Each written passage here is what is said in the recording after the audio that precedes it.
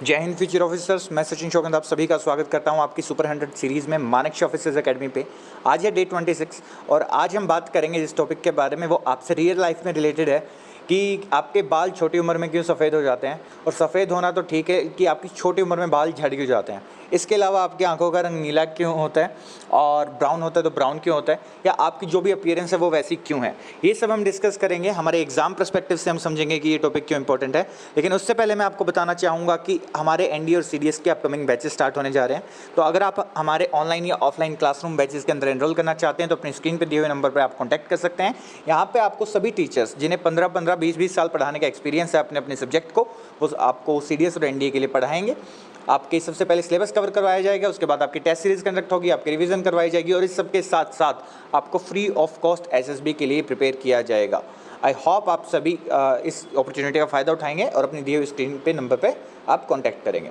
अब बात कर लेते हैं आज के हमारे टॉपिक के बारे में, जो कि है हेरिडिटी एंड इवोल्यूशन, कि किस तरीके से हम इवॉल्व हुए हैं एज ए ह्यूमन बींग और कैसे हेरिडिटी आपका काम करती है, तो वो सब हम सीखेंगे।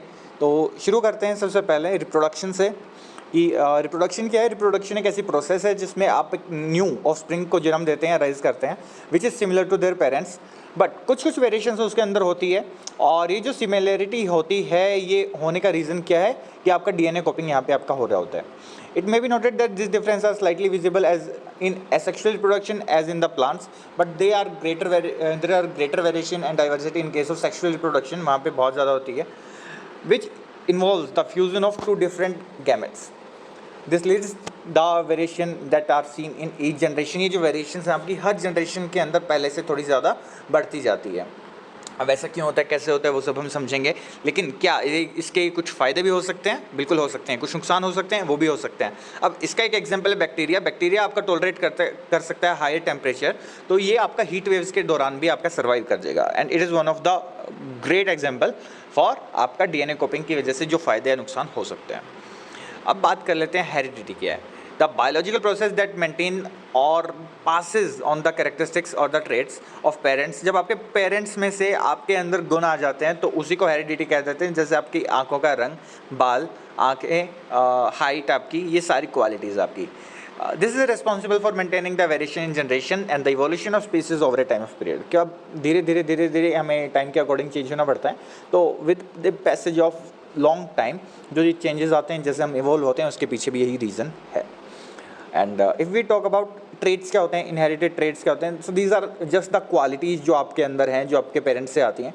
अब ये क्या हो सकती हैं, जैसे अगर आपके पेरेंट्स की ब्राउन या ब्लैक आइज़ थी तो आपके बच्चों की या तो ब्राउन आइज़ होंगी या ब्लैक आइज़ होंगी, उनका एक कॉम्बिनेशन आपको देखने को मिलेगा। ये सब आपका डिपेंड करता है on the set of genes which are responsible for traits. उनके लिए the traits that are inherited in the manner termed inherited traits, these are the cause of variation in the population, though everyone has a similar basic structure. बिल्कुल। आप अपनी screen पर आपके दिए हुए example में आप देख सकते हैं, देयर इज़ अ फादर जिसकी नोज़ बहुत बड़ी है and there is a mother जिसकी आईब्रोज काफ़ी बुशी हैं। तो इनका जो बच्चा हुआ है उसकी नोज़ भी बड़ी है और उनकी आईब्रोज भी बुशेस हैं। इस फॉर्म में आप देख सकते हैं, आप इन ट्रेट्स को समझ सकते हैं।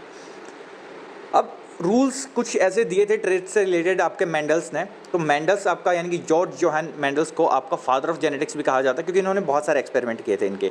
इन्होंने सिंगल स्ट्रक्चर पे भी किया था, इन्होंने डबल स्ट्रक्चर पे भी किया था, वो दोनों हम समझेंगे।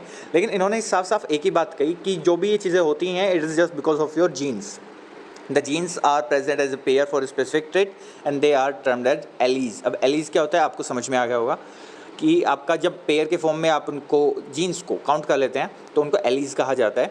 और उन्होंने आपका एक्सपेरिमेंट किया था with the help of P plants, है ना, मटर के प्लांट्स के साथ उन्होंने किया था। उन्होंने greater number of variable visible characteristics वाली चीज़ें देखी थी। बहुत सारे उन्होंने इसमें एक्सपेरिमेंट किए थे, टॉल है, शॉर्ट है, वाइट है, वायलेट फ्लावर्स वाला है, रिंकल्ड है, बिना रिंकल वाले सीड्स वाला है। तो सारे एक्सपेरिमेंट्स के जो रिजल्ट्स हैं वो हमारे एग्जाम के परस्पेक्टिव से काफ़ी इंपॉर्टेंट है, वो हम देखेंगे इसी लेक्चर के अंदर। तो आप चाहते हैं कि ये पीडीएफ आप डाउनलोड कर सके तो आप हमारे टेलीग्राम चैनल पे जाके वहाँ पे डाउनलोड कर सकते हैं, जिसका लिंक आपको नीचे कमेंट सेक्शन में देखने को मिल जाएगा। अब जो टॉलनेस है आपके प्लांट्स की, उसको हम कैपिटल टी से यहाँ पे डिनोट कर रहे हैं, और जो उसकी शॉर्टनेस है उसको हम स्मॉल टी से यहाँ पे डिनोट कर रहे हैं। तो आपके प्लांट्स के जो एलाइज हो सकते हैं वो डबल कैपिटल टी या वन कैपिटल टी एक स्मॉल टी ऐसा करके हो सकते हैं। अब अगर आपके दोनों एलीज के अंदर दोनों जीन्स सेम हैं तो उसको होमोगेयस कहा जाएगा, और अगर आपका दोनों ट्रेट है ना एलाइज के अंदर दोनों जीन्स आपके अलग अलग हैं, जैसे एक कैपिटल टी है एक स्मॉल टी है, तो उसको हेटेरोजिगस कहा जाएगा। अब जो मोरोफोलॉजिकल एक्सप्रेशन है आपके सिंगल कैरेक्टर की फॉर्म में, तो उसको आपका फेनोटाइप कहते हैं। आपके एग्जाम के लिए बहुत ज़्यादा इंपॉर्टेंट है ये कि फेनोटाइप क्या होता है। For example tallness and shortness, round या विंकल, जो ये एक सिंगल क्वालिटी होगी ये आपका फेनोटाइप कहलाएगी। और जब यही पेयर के फॉर्म में रहेगी तो ये आपका जेनोटाइप कहलाएगी। जैसे double capital T, double small T, one capital T and one small T. तो इस चीज़ का आप याद रखेंगे क्योंकि ये आपके एग्जाम में अब पूछी जाएगी, जिस तरीके से पूछी जाएगी वो हम बताएंगे आपको। अब बात कर लेते हैं मोनो हाइब्रिड इनहेरिटेंस की। मोनो हाइब्रिड इनहेरिटेंस के अंदर क्या हुआ था कि इन्होंने आपका दो प्लांट्स लिए, एक बड़ा प्लांट लिया एक छोटा प्लांट लिया, इन्होंने उनके फ्यूज़न करवाया। उनसे जब हाइब्रिड फॉर्म में जब नेक्स्ट जनरेशन प्लांट्स की आई तो सभी की लेंथ बड़ी थी, सब हाई लेंथ के थे, सभी टॉल प्लांट्स थे।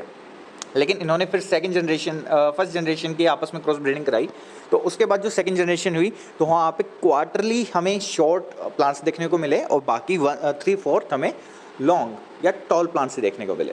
तो जो जेनोटाइप रहता है आपका मोनोहाइब्रिड इनहेरिटेंस के अंदर, वो आपको याद रखना है कि जेनोटाइप 1:2:1 में होता है और जो फेनोटाइप होता है वो 3:1 के अंदर होता है।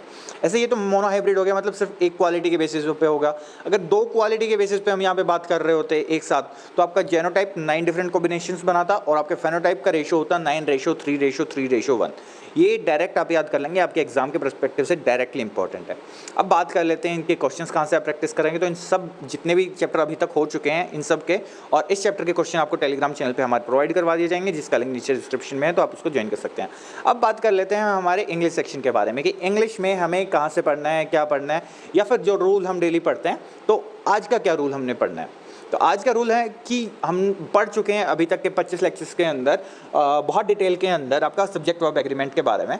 तो जब भी आप सब्जेक्ट वर्ब एग्रीमेंट का यूज़ कर रहे हो तो आपका जो नाउन है, जो आपका सब्जेक्ट है और जो आपके वर्ब है, उन दोनों के बीच में चाहे कोई भी वर्ड आ जाए उससे कंफ्यूज नहीं होना है, वो आपका इम्पैक्ट नहीं डालेगा आपके एग्रीमेंट के ऊपर। एग्जाम्पल से समझना है, द डॉग, अब डॉग के साथ वर्ब हमारे इज आती है, बहुत simple, who is chewing on my genes, तो ये आपका बीच में आ गया sentence. Is usually very good, ये आपका कंप्लीट एग्रीमेंट यहाँ पे होता है। आपको प्लेलिस्ट बना दी गई है आप लोगों के लिए, तो आप हमारी प्लेलिस्ट को फॉलो कर सकते हैं, आप उसको फॉलो कीजिए, आपके सारे रूल्स क्लियर हो जाएंगे।